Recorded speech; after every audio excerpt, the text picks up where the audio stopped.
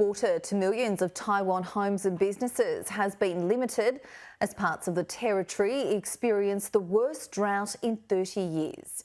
And as Asia correspondent Brent O'Halloran reports, climate change and the world's thirst for computer chips is making the crisis worse.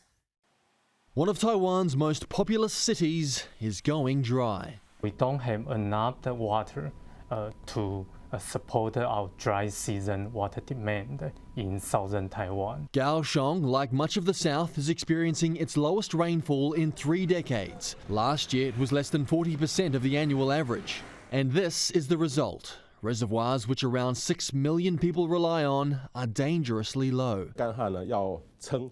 Without any new water storage systems in the pipeline, the pressure is mounting, and all we can do is pray for the heavens to pour blessings upon Taiwan. At the Moon Sun Cafe, the water issues aren't a worry for some of the regulars.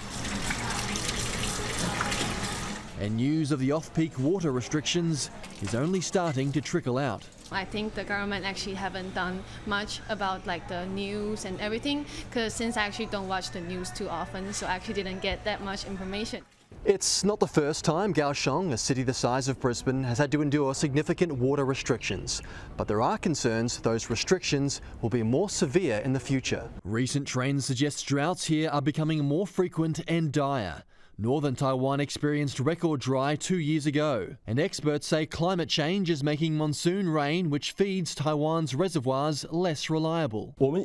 Back in my school days, we were taught that Taiwan would face a major drought once every 19 years. Then it was every 10 years. But now it seems like we can expect a dry spell every 2 to 3 years.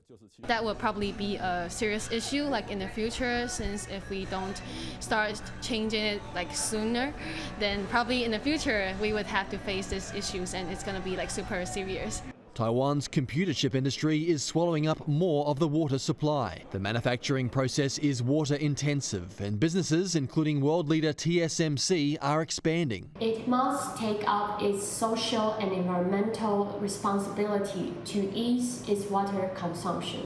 A recent decision by semiconductor factories to cut water use by 5% fueled concerns the chip production much of the world relies on may slow. It's okay. They can produce more as usual, produce as usual to support the whole world operation. The government is drilling more wells, improving reservoirs, building new, less leaky pipes, as well as desalination plants. Water shortage will be a big problem for Taiwan and for all over the world. We cannot make sure that the water shortage problem will disappear, but we will prepare well to focus to face such a situation. A situation this city will likely experience more often in the future.